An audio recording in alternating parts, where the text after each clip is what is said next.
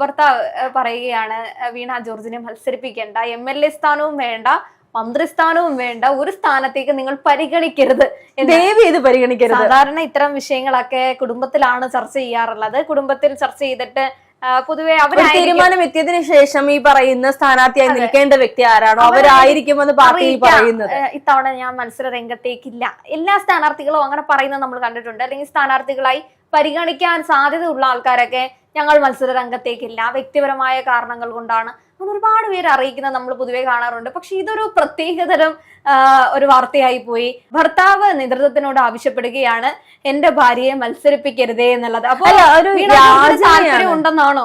വീണ ജോർജിന് താല്പര്യമുണ്ട്, പക്ഷെ പാർട്ടി പറഞ്ഞ് പിന്തിരിപ്പിച്ച് കൊണ്ടുവരണമെന്നാണോ ഉദ്ദേശിക്കുന്നത് മനസ്സിലാവുന്നില്ല. വ്യക്തിപരമായ കാരണങ്ങളാണെന്ന് പറയുന്നുണ്ട്, കുടുംബപരമായിട്ടുള്ള കാര്യങ്ങൾ കൊണ്ട് മാത്രമാണ് ഈ പറയുന്ന അല്ലെങ്കിൽ മത്സര രംഗത്തേക്ക് വീണ്ടും പരിഗണിക്കരുതെന്നുള്ള ആവശ്യം ഉന്നയിക്കുന്നത്.